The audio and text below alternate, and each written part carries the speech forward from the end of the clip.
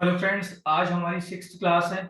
और फ्रेंड्स, आज की क्लास में अब हम एक कदम और आगे बढ़ेंगे। अभी तक जो हमने पिछली 5 क्लासेस करी हैं उसमें हमने अकाउंटिंग के बेसिक्स सीखे, टैली के बेसिक्स सीखे। अब फ्रेंड्स, हमें अकाउंटिंग के बेसिक्स भी पता है, टैली के बेसिक्स भी पता है। तो फ्रेंड्स, आज जो हमारी सिक्स्थ क्लास है इसमें अब हम प्रोफेशनल अकाउंटिंग की तरफ फोकस करना स्टार्ट करेंगे। अब आपको, क्योंकि लास्ट क्लास जो हमारी फिफ्थ क्लास हुई है, अगर आपने नहीं देखी है तो यूट्यूब पर प्लीज वो आप देख कर आएं। और फिर आप ये क्लास देखें, क्योंकि अब हम टैली कैसे चलाते हैं या कैसे ऑपरेट करते हैं इस पर हम अब बिल्कुल भी चर्चा नहीं करने वाले। हमारा जो पूरा फोकस रहेगा अब वो दोबारा प्रोफेशनल अकाउंटिंग के कंसेप्ट पर रहेगा, जिसके लिए आपको टैली चलाते आना चाहिए, जिसके लिए आपको पहले क्लास फिफ्थ अगर आपने देखी है तो बढ़िया है, नहीं तो आपको वो देख के आना पड़ेगा। तो फ्रेंड्स, आज हम प्रोफेशनल अकाउंटिंग करने वाले हैं, जिसके लिए मैंने एक टास्क आपके साथ तैयार किया हुआ है, जिसमें मैं आपको बैंक स्टेटमेंट से कैसे अकाउंटिंग करते हैं वो सिखाऊंगा। क्योंकि मार्केट में फ्रेंड्स, जब आप प्रोफेशनल अकाउंटिंग करेंगे तो ज्यादातर अकाउंटिंग जो होती है वो बैंक स्टेटमेंट से ही होती है। तो ऑलरेडी फ्रेंड्स, ये देखिए मैंने एक टास्क आपके लिए एक तैयार करके रखा हुआ है। ये टास्क फ्रेंड्स, इसका मैं रियल मार्केट में कैसे काम होता है, कैसे कोई क्लाइंट आपके पास कुछ काम लेके आता है और आप उसको कैसे डील करते हो एक्चुअल मार्केट में, वो टास्क मैं आपको आज रियल कंडीशंस में, रियल एनवायरनमेंट में एक रियल टास्क मैं आपके साथ करने वाला हूँ। प्रोफेशनल अकाउंटिंग जो हमें बिल्ड करना, जो प्रोफेशनल अकाउंटिंग कंसेप्ट जो हमें बिल्ड करना फ्रेंड्स, ये टास्क हमें उसको बिल्ड करने में बहुत मदद करेगा कि हमें मार्केट में एक्चुअल में कैसे अकाउंटिंग करना होती है।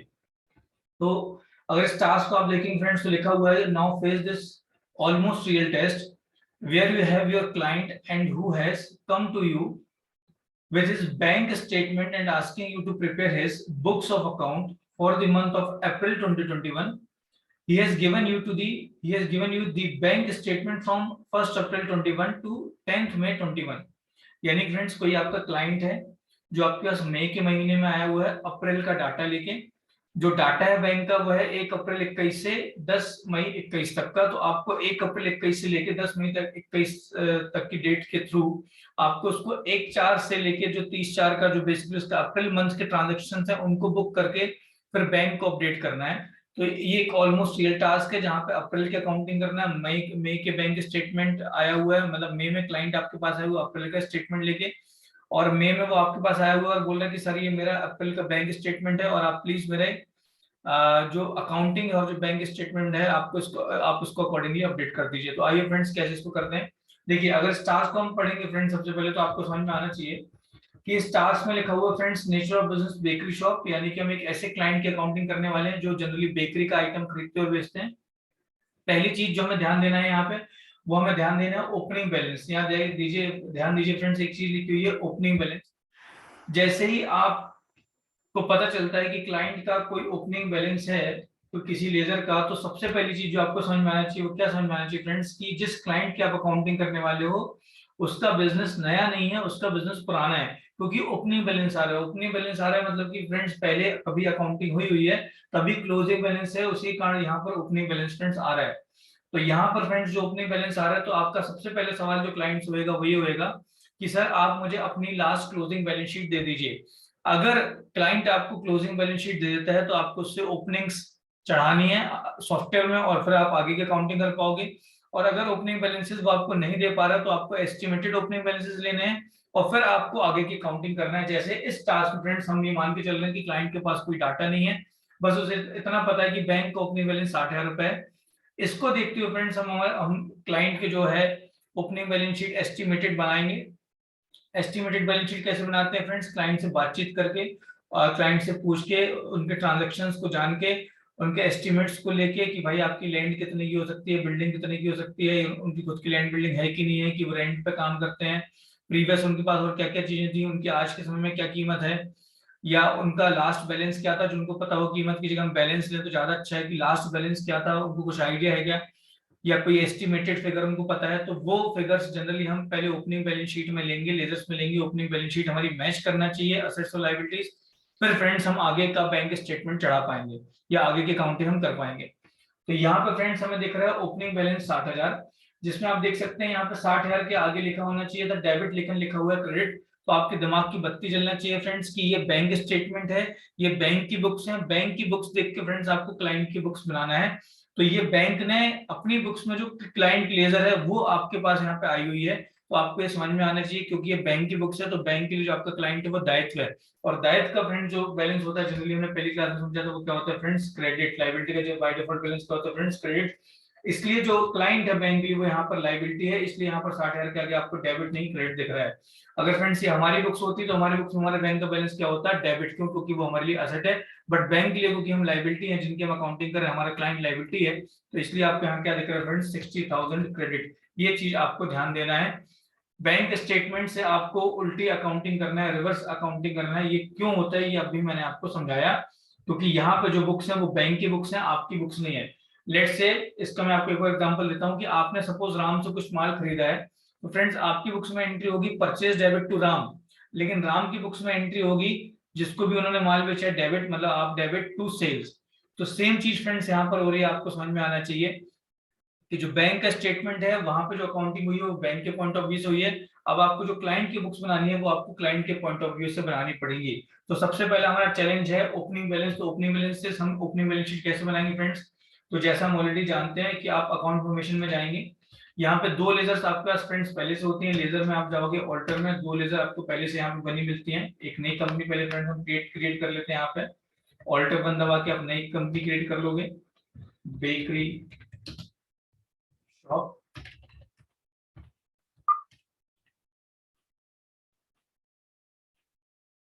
और यहाँ पे फ्रेंड्स अब आप ओपनिंग बैलेंस शीट बनाओगे। अकाउंट फॉर्मेशन में जाके आप लेजर्स में जाओगे, ऑल्टर में दो लेजर्स आपके पास पहले से होती है फ्रेंड्स। कौन कौन सी लेजर होती है आपके पास फ्रेंड्स, कैश और पेंडल। तो मैं ये मान के चल रहा हूँ कि मेरे पास लेट्स से अगर मैं बैंक स्टेटमेंट को देखूं फ्रेंड्स, तो बैंक स्टेटमेंट में मंथ के शुरू में ही जो क्लाइंट है उसने 10,000 रुपए जमा किए हुए हैं बैंक में, या और अगर वो बैंक में 10,000 रुपए जमा कर रहा है मतलब कम से कम उसके पास जो क्लोजिंग कैश है वो 10,000 से ज्यादा होगी। तो मैं ये मान के चल रहा हूँ कि लेट्स से फ्रेंड्स मेरे पास जो क्लोजिंग कैश थी वो थी 11,000 रुपए। ये देखिए फ्रेंड्स जैसे ही मैंने एंटर किया ऑटोमेटिक यहाँ पर डेबिट आना स्टार्ट हो गया है, क्योंकि असेट का बाय डिफॉल्ट बैलेंस डेबिट होता है तो ऑटोमेटिक टैली ने उसका डेबिट ले लिया है। और P&L में मैं मान रहा हूँ फ्रेंड्स मेरे पास कुछ भी बैलेंस नहीं है, खाली है, क्योंकि इसका बैलेंस ऑलरेडी कैपिटल अकाउंट में ट्रांसफर हो गया होगा। अब कैश का बैलेंस लेने के बाद फ्रेंड्स मैं क्रिएट में जाऊंगा। यहाँ पर एक लेजर मुझे ऑलरेडी दी गई है, that is SBI current account. तो ये मेरा बैंक में चला जाएगा, क्योंकि ये बैलेंस ऑलरेडी मुझे बैंक स्टेटमेंट खुद ही बता रहा है कि बैंक में जो ओपनिंग बैलेंस है वो है 60,000। अब आप देखेंगे फ्रेंड्स जैसे ही मैं 60,000 के आगे एंटर करूंगा तो ये आपको डेबिट होता हुआ देखिएगा, क्योंकि आपकी एसेट है और एसेट का बैलेंस डेबिट होता है। जबकि आप यहाँ पे देखेंगे फ्रेंड्स यहाँ पे 60,000 के आगे क्रेडिट लिखा हुआ है, क्योंकि ये बैंक की बुक्स हैं और ये हमारी बुक्स बन रही है। करेक्ट है फ्रेंड्स। अब लेट्स से मेरे आप जो असेट साइड देखेंगे फ्रेंड्स, अब असेट साइड आप देखेंगे तो मेरा 71,000 का टोटल यहाँ पे हो गया है। 60,000 बैंक, 11,000 कैश। लेट्स से मेरे पास असेट्स में इतनी ही चीजें हैं, इसका मतलब मेरे पास ओपनिंग कैपिटल भी कितनी होगी फ्रेंड्स, कैपिटल मेरा कैपिटल अकाउंट में चला जाएगा और मेरी जो ओपनिंग कैपिटल होगी वो भी मेरी कितनी होगी 71,000। और इस तरह मेरी जो बैलेंस शीट है 71,000 डेबिट यानी कि एसेट्स और 71,000 क्रेडिट यानी कि लायबिलिटीज। मेरी असेट्स और लायबिलिटी क्या हो चुकी है फ्रेंड्स, ये मैच हो चुकी है। अब मैं आगे की अकाउंटिंग कर सकता हूँ। आप चाहें तो बैलेंस शीट में जाएं, एक बार एस्केप करके आप वीडियो ऑफ टैली में आए, बैलेंस शीट में जाएं, ऑल्ट वन दबाएं, आप देख सकते हैं कि 71,000 आपकी लायबिलिटीज हैं और 71,000 आपकी असेट्स हैं। ये फ्रेंड्स आपकी ओपनिंग बैलेंस शीट मैच कर गई है। अब आप आगे के ट्रांजेक्शन कर सकते हैं। आगे के ट्रांजेक्शन करने के लिए फ्रेंड्स आप अकाउंटिंग वाउचर में जाएंगे, F7 में भी आप सारे ट्रांजेक्शन हम चढ़ाएंगे, क्योंकि बाकी वाउचर्स का यूज जब हमारी GST क्लास स्टार्ट होगी उसमें हम देखेंगे।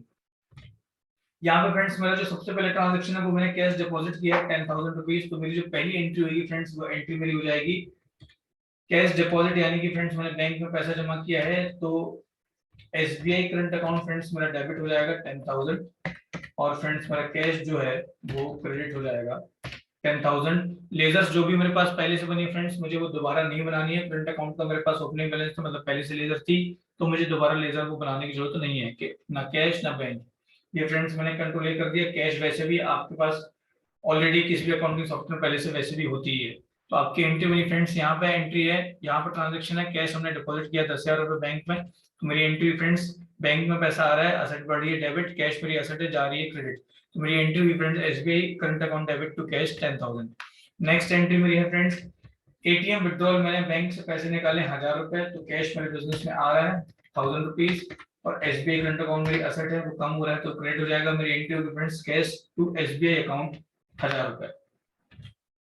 नेक्स्ट है फ्रेंड्स यहाँ आप देख सकते हैं चेक क्लियर हुआ है 40,000 रुपीज, यहाँ पर ट्रेनिंग फी है 5,000 रुपए। ये जो दोनों अमाउंट क्रेडिट में दिए हैं फ्रेंड्स, ये आपको देख के समझ में आना चाहिए कि हमने माल बेचा होगा, उसका पैसा हमें किसी पार्टी को मिला है।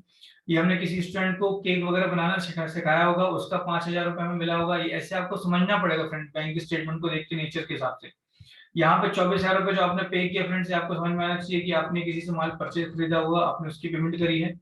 यहाँ आपने मोहन कंप्यूटर वालों से कंप्यूटर खरीदा होगा, आपने उसकी पेमेंट करी है। आपने मकान वाले को 5,000 रुपए दिए हैं। टेलीफोन वाले को आपने 300 रुपए दिए हैं टेलीफोन बिल। इलेक्ट्रिसिटी के आपने 1,000 रुपए दिए हैं। और आपने सैलरी पे करी है फ्रेंड्स 3,000 रुपए, और 100 रुपए आपके बैंक चार्जेस कट गए।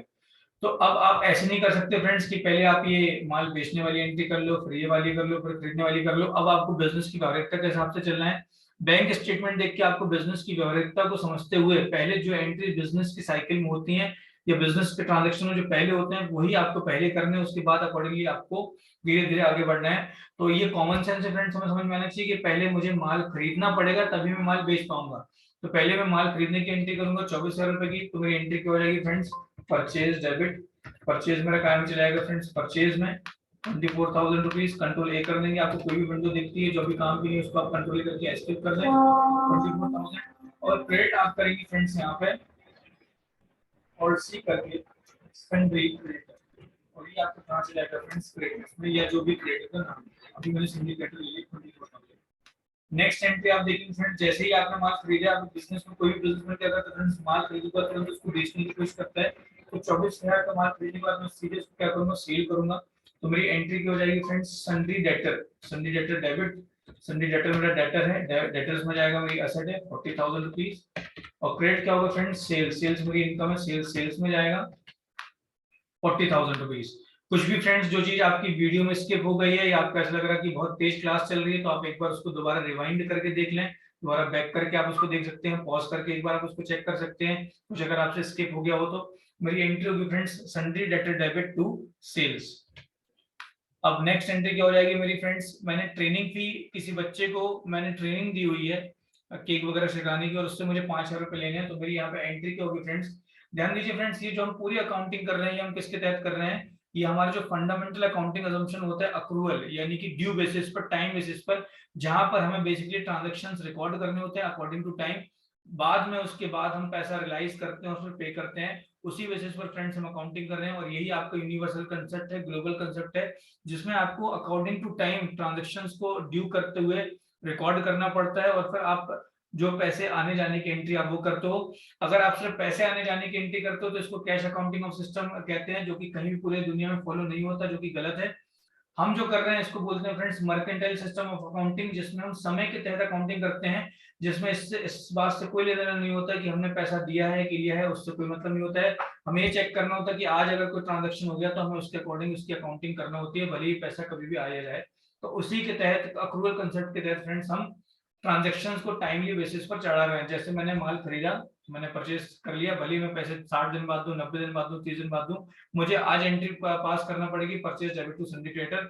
उसी तरह मैंने माल उधारी में बेचा, sundry debtor debit to sales. मैंने स्टूडेंट को ट्रेनिंग दी जिससे मुझे 5,000 रुपए लेना है, तो स्टूडेंट को जैसे फ्रेंड्स मैंने ट्रेनिंग दी, मुझे एंट्री पास करना पड़ेगी स्टूडेंट डेबिट। यहाँ पे स्टूडेंट फ्रेंड्स मेरा डेटर हो जाएगा, क्योंकि मेरा नेचर ऑफ बिजनेस का व्यक्ति है। हम ऑलरेडी पहली क्लास में समझ चुके हैं कि नेचर ऑफ बिजनेस के जो भी हमारे लोग होते हैं जिनको हम सेल करते हैं वो डेटर कहलाते हैं, जिनसे खरीदते हैं वो क्रेडिटर कहलाते हैं। 5,000 क्रेडिट क्या हो जाएगा फ्रेंड्स यहाँ पे मेरा, क्योंकि ये सर्विस इंडस्ट्री है तो यहाँ मुझे नाम लेना पड़ेगा लेजर का, ट्रेनिंग फी। सर्विस इंडस्ट्री ट्रेनिंग फी आपकी क्या में जाएगी फ्रेंड्स, डायरेक्ट इनकम में जाएगी, ना कि सेल्स में जाएगी। अगर गुड्स इंडस्ट्री होती तो आप इसको सेल्स में लेके जाते, बट क्योंकि सर्विस इंडस्ट्री है तो ट्रेनिंग फी आपकी क्या में जाएगी फ्रेंड्स, डायरेक्ट इनकम में जाएगी। आपकी एंट्री होगी स्टूडेंट डेबिट टू ट्रेनिंग फी, ये भी हमने ड्यू कर दी अकॉर्डिंग टू टाइम। अगली एंट्री फ्रेंड्स मुझे दिख रही है, ये जितनी भी फ्रेंड्स हमने एंट्री करी है आपको समझ में आना चाहिए कि ये सारी एंट्री हमने 1/4 से लेकर 30/4 के बीच में मानते हुए करी है कि ड्यूरिंग द मंथ ये ट्रांजैक्शंस बिजनेस में हुए होंगे। अब बाकी जो ट्रांजैक्शंस फ्रेंड्स हो सकता है कुछ शुरू में हुए हो, कुछ आखिरी में हुए हो, हमें ऐसा मानना है कि बाकी ट्रांजैक्शन हमारे सारे मंथ एंड में हुए हैं।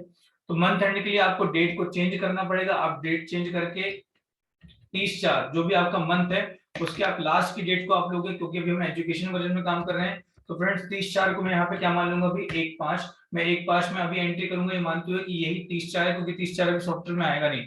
तो 30/4 को फ्रेंड्स अभी मैं क्या मान लूंगा, 1/5 ले लूंगा। और 1/5 को मैं 30/4 मानते हुए मंथ एंड की सारी एंट्रीज ड्यू करूंगा। जैसे फॉर एग्जांपल फ्रेंड्स मैं ये मान रहा हूँ कि मैं कंप्यूटर खरीदा हुआ है, तो यहाँ पे मेरी एंट्री होगी फ्रेंड्स कंप्यूटर डेबिट। कंप्यूटर काम चलाएगा फ्रेंड्स मेरा फिक्स एसेट्स में 5000 टू मोहन कंप्यूटर्स। और ये कायम चलाएगा फ्रेंड्स आपका करंट लायबिलिटी। ध्यान दे फ्रेंड्स, इसको क्रेडिटर में मत ले लीजिएगा, ये आपकी नॉर्मल लायबिलिटी है। आप कंप्यूटर नहीं खरीदते बेचते हैं, अगर आप कंप्यूटर खरीदते बेचते हो तो ये आपका क्रेडिटर जाता। ये आपकी बेकरी की शॉप है, आप बेकरी का आइटम खरीदते बेचते हो, उसके अलावा कुछ भी खरीदोगे बेचोगे तो अगला व्यक्ति आपका या तो असेट होगा या तो लायबिलिटी होगा। ध्यान रखिएगा, डेटर क्रेडिटर नहीं होगा। डेटर क्रेडिटर सिर्फ आपके नेचर ऑफ बिजनेस के केस में ही आएगा। तो मोहन कंप्यूटर आपका कायम चलाएगा फ्रेंड्स करंट लायबिलिटी में। डेट हमने क्या ली है फ्रेंड्स, डेट हमने एक्चुअल में ली हुई है 30/4, बट 30/4 आएगा नहीं अभी सॉफ्टवेयर में, तो 30/4 को हम 1/5 मान के अभी एंट्री कर रहे हैं। एक्चुअल में आपके दिमाग में चलना चाहिए कि ये 30/4 में हम सारे एंट्रीज पास कर रहे हैं। Computer debit to Mohan computer. अगली एंट्री आपकी फ्रेंड्स हो जाएगी रेंट डेबिट टू मकान मालिक। तो यहाँ पे फ्रेंड्स आप एंट्री पास कर देंगे रेंट, मंथ एंड में आप ड्यू कर रहे हैं, आपका इनडायरेक्ट एक्सपेंस हो जाएगा। ये है फ्रेंड्स आपका 5000 रुपीज टू मकान मालिक, और मकान मालिक आपकी करंट लायबिलिटी में चलाएगा फ्रेंड्स 5000। फिर आपका अगला ट्रांजैक्शन फ्रेंड्स 300 रुपए टेलीफोन बिल आया हुआ है, तो टेलीफोन एक्सपेंस ये आपका इनडायरेक्ट एक्सपेंस हो जाएगा फ्रेंड्स 300 रुपीज। और क्रेडिट हो जाएगा फ्रेंड्स आपका जिसको आपको देना है जियो, तो जियो आपकी करंट लायबिलिटी हो जाएगी 300 रुपीज। तो अगला ट्रांजैक्शन है फ्रेंड्स इलेक्ट्रिसिटी का बिल आया हुआ है 1000 रुपए। कैसे पता चल रहा है फ्रेंड्स बिल आया हुआ है, ऑब्वियसली हमने बैंक स्टेटमेंट से पे किया है, मतलब बिल आया होगा पहले तभी पे किया होगा, तो आपको इसी तरह सोचते आना चाहिए। सो इलेक्ट्रिसिटी बिल की एंट्री होगी फ्रेंड्स, हमारी इलेक्ट्रिसिटी हमारा खर्चा है, डेबिट होएगा इलेक्ट्रिसिटी एक्सपेंस, ये आपका डेबिट हो जाएगा फ्रेंड्स नेट एक्सपेंस 1000 रुपए से। और क्रेडिट हो जाएगा फ्रेंड्स आपका इलेक्ट्रिसिटी एक्सपेंस पेएबल। हमें नहीं पता कि हमें किसको पे करना, तो हम पेबल की एक लेजर खड़ी कर देंगे फ्रेंड्स, ये भी आपकी करंट लायबिलिटी में चली आएगी 1000 रुपीज। सैलरी अगेन हमारी एंट्री हो जाएगी friends salary to salary payable 3000 रुपए, ये भी आपका इनडायरेक्ट एक्सपेंस हो जाएगा, और सैलरी पेबल आपका current liability.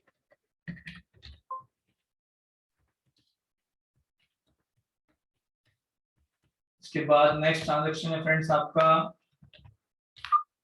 Bank charges 100 rupees, तो राइट बैंक से कट जाएंगे, तो यहाँ पर मेरी एंट्री हो जाएगी फ्रेंड्स बैंक चार्जेस एक्सपेंस हो जाएगा friends 100 rupees to SBI current account, ये मेरे बैंक से डायरेक्ट कट जाएगा जैसा कि मुझे बैंक स्टेटमेंट में दिख रहा है। कंट्रोल ए। इतना करने के बाद फ्रेंड्स जब आप अब प्रॉफिट लॉस में जाएंगे तो आप देख सकते हैं कि यहाँ पे आपका पूरा प्रॉफिट लॉस रेडी हो गया है। बैंक स्टेटमेंट से आपने भी टाइमली बेसिस पर ये देखते हो कि बैंक में ये पैसा आया और ये गया, उसके अकॉर्डिंगली आपने ये दिमाग लगाया, ये समझा कि अच्छा ये मैंने ट्रांजेक्शन किए होंगे तो ये पैसा आया होगा, ये ट्रांजेक्शन किए होंगे तो ये पैसा गया होगा। अकॉर्डिंगली आपने टाइमली बेसिस पर ट्रांजेक्शन को ड्यू किया, जिससे अकाउंटिंग हुई और आपको दिखना स्टार्ट हुआ है कि आपके पास कुछ 45,000 की इनकम अर्न हुई है फ्रेंड्स, अर्न हुई है। और कुछ आपके पास अराउंड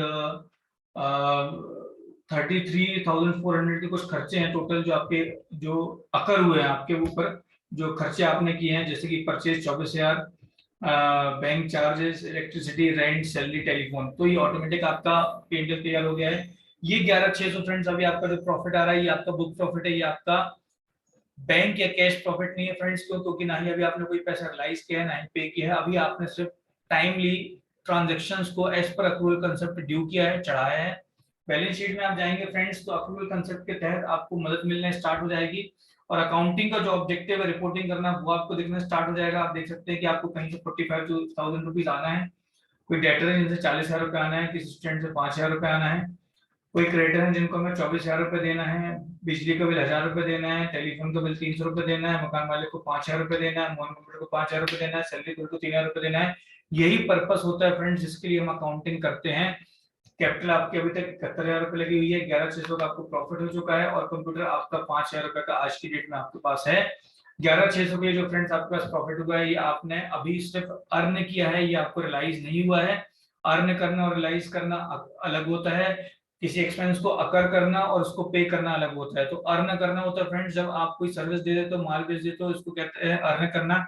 लेकिन क्योंकि अभी आपने पैसा आपको नहीं मिला है इसलिए ये सब अभी आपका अर्न हुआ है। जब आपको पैसा मिल जाएगा तो उसको रियलाइज करना कहते हैं। अकर करना क्या कहते हैं फ्रेंड्स, कि कोई आपने सर्विस किसी की ले ली है, आपने किसी से माल खरीद लिया, तो आपने कोई सर्विस या खर्चा तो अपने ऊपर अगर कर लिया, लेकिन अभी आपने उसको पे नहीं किया, तो जब आप उसको पे करोगे तो उसको पे करना कहते हैं।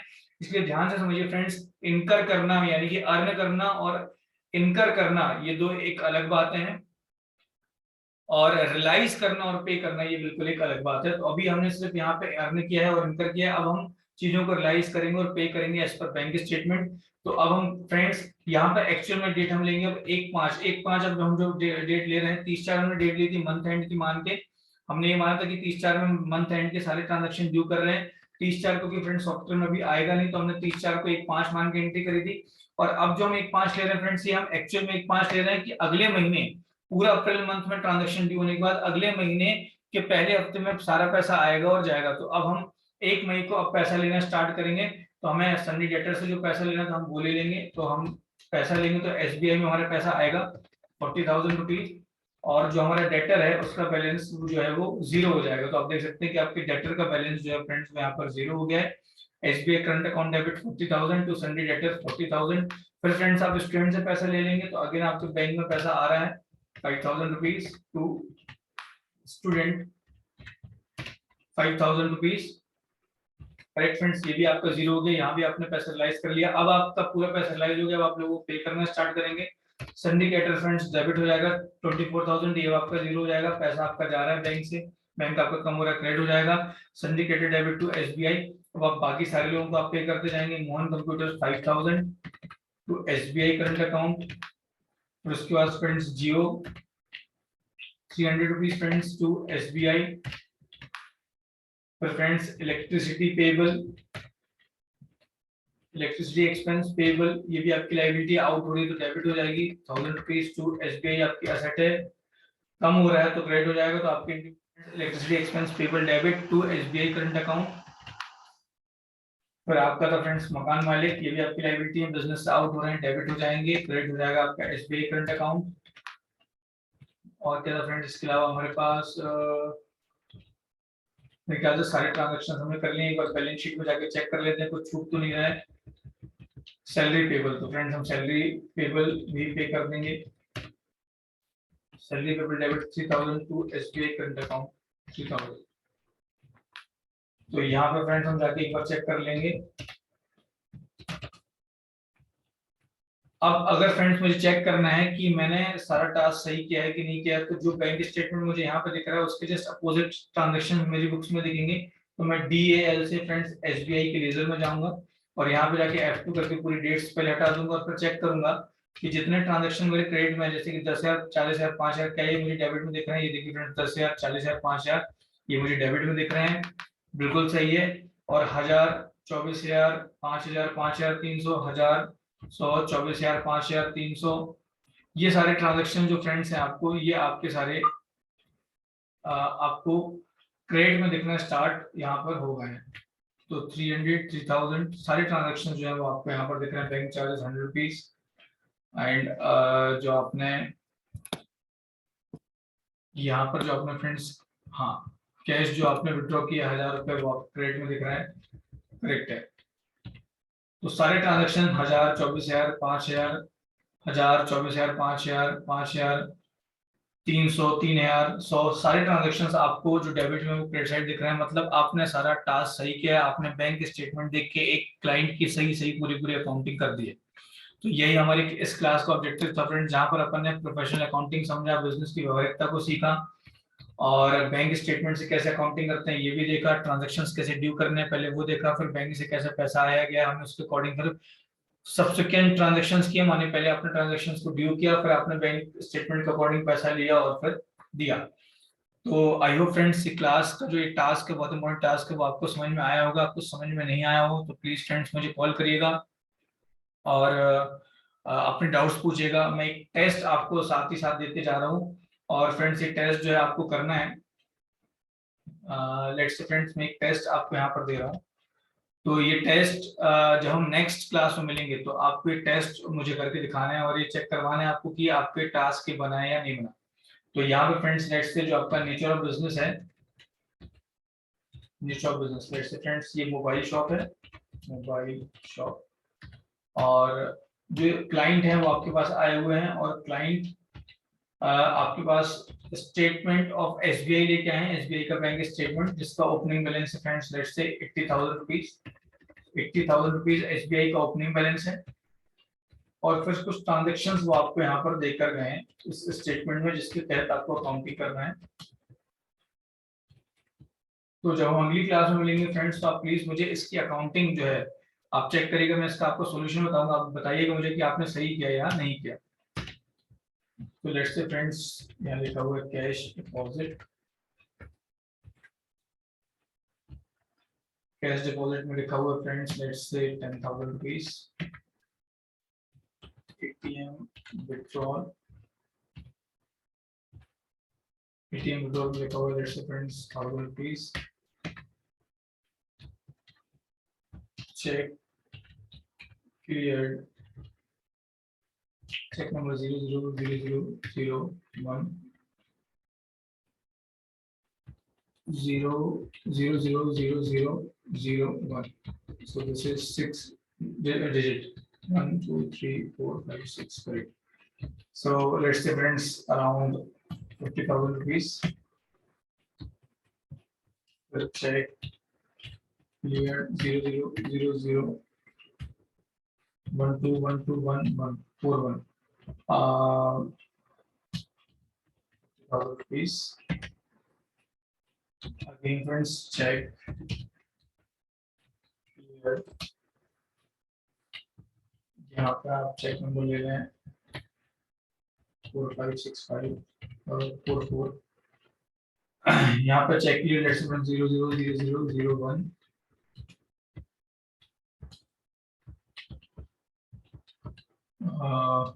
let's say 40,000 rupees. Again friends check cleared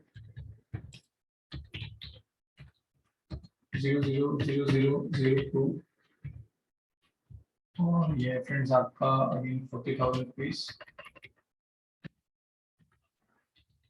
friends आपका जियो फोन पे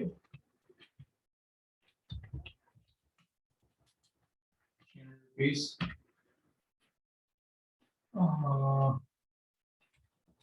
friend Google pay 5,000 rupees.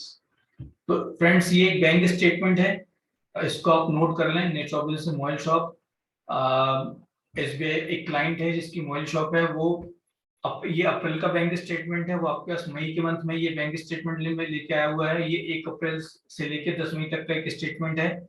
SBI को ओपनिंग बैलेंस है 80,000 रुपीज और ये कुछ ट्रांजेक्शन अप्रैल में हुए हैं। आपको इसको देख के उस क्लाइंट की अकाउंटिंग करना है और चेक करना है कि जैसा भी मैंने आपको बताया वो आपको उस तरह बन रहा है कि नहीं। मैं अगली क्लास में इसका सॉल्यूशन आपको बताऊंगा और आप चेक करना है आपको कि आपको ये बना या नहीं बना।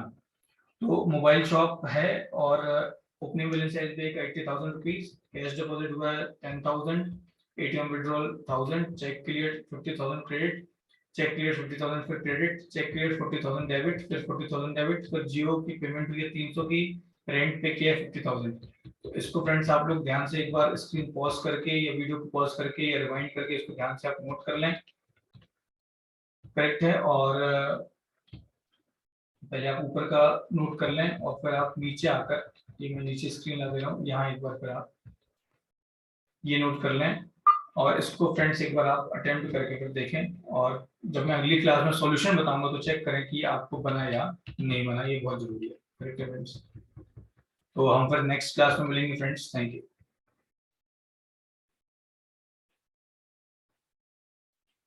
एक बार आप लोग और इसको देख लें कि आपने सब नोट कर लिया है कि नहीं। ओपनिंग बैलेंस 80,000, बाकी आप ये स्क्रीन जो है इसको चाहे तो एक बार पॉज करके ध्यान से नोट कर लें, करेक्ट। अब आप पॉज करके इसको एक बार नोट कर लें और अकॉर्डिंगली नेक्स्ट क्लास में जब हम मिलेंगे तो इसको सॉल्व करेगा, मैं इसको सॉल्यूशन बताऊंगा, चेक करेगा कि आपका सॉल्यूशन सही है या नहीं। Thank you friends.